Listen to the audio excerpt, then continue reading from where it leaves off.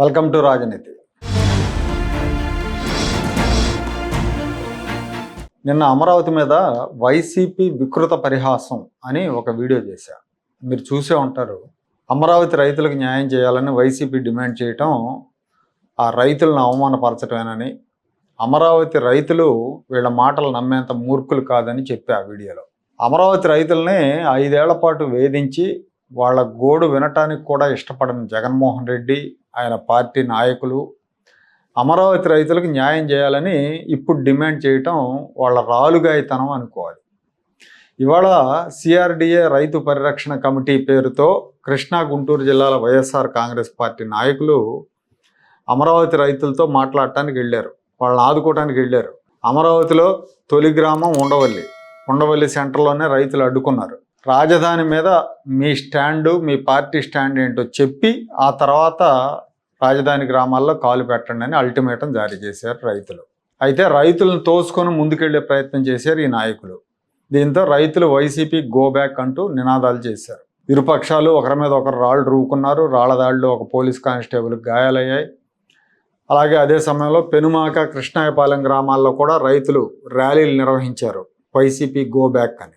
YSR Congress party నాయకులు ఎవరైతే భూములు ఇవ్వని రైతుల కోసం వాళ్ళకి సంఘీభావంగా వెళ్ళారో వాళ్ళు కూడా, ఆ రైతులు కూడా ఈ గొడవలో జోక్యం చేసుకోలేదు. రైతులను 2 వర్గాలుగా చేల్చాలన్న వైసీపీ ఎత్తుగడ విఫలమైంది. రైతుల ప్రతిఘటనతో వైఎస్ఆర్ కాంగ్రెస్ పార్టీ నాయకులు వెనుదిరిగి వెళ్ళిపోయారు.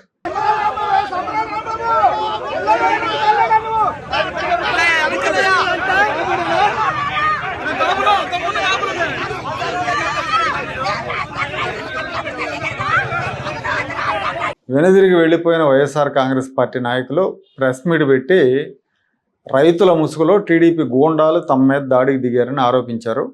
ఇదేనా ప్రజా రాజధాని అని ప్రశ్నించారు.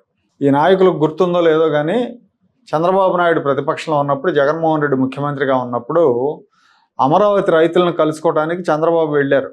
ఆ వెళ్ళిన సమయంలో వైఎస్ఆర్ కాంగ్రెస్ పార్టీ కార్యకర్తలు చంద్రబాబుకి వ్యతిరేకంగా నినాదాలు చేస్తూ ఆయన మీద చెప్పులు విసిరారు. దాన్ని అప్పటి డీజీపీ గౌతమ్ సవాంగ్ సమర్థించారు. అది ఒక భావ ప్రకటన స్వేచ్ఛ, అది పౌరుల భావ ప్రకటన స్వేచ్ఛగా అభివర్ణించాడు.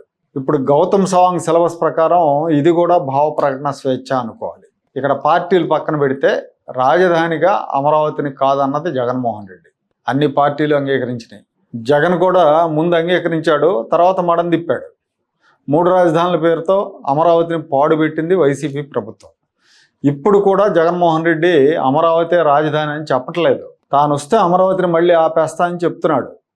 మావిగన్నని, హైవే పక్కనని ఏదేదో చెప్తున్నాడు. పిచ్చి పిచ్చి ప్రతిపాదనలు చేస్తున్నాడు. ఆ పిచ్చి ప్రతిపాదనలను తన పార్టీ నాయకులందరూ సపోర్ట్ చేయాలని ఆదేశాలు కూడా జారీ చేశాడు. ఆస్థాన పత్రిక సాక్షి ద్వారా గెజిట్ జారీ చేయించాడు.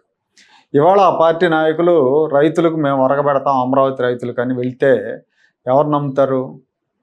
ఇక్కడ రైతులు చాలా సింపుల్గా ఒక్కటే మాట అడిగారు, ఏపీ రాజధాని అమరావతే అని చెప్పి ఆ తర్వాత మీరు రండి అని చెప్పారు. ఆ మాట చెప్పలేని వాళ్ళు వీళ్ళు చేసే న్యాయం ఏంటండి రైతులకి? అమరావతి రాజధాని అని చెప్పలేని వాళ్ళు అక్కడ పోయి పీకేదేంది, పొడిచేదేంది?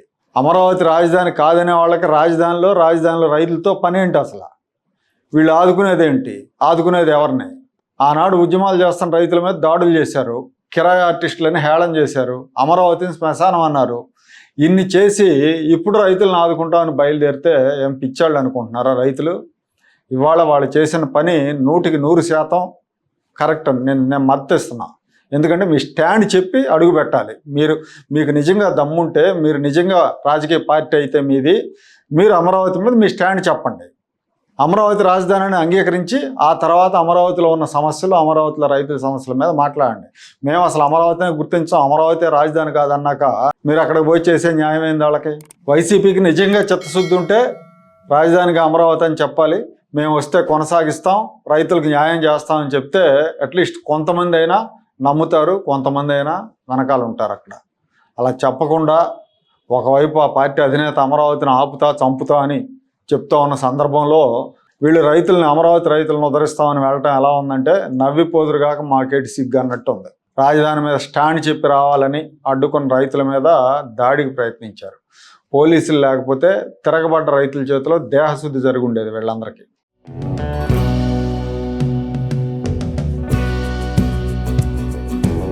Like, share and subscribe to Rajaniti channel.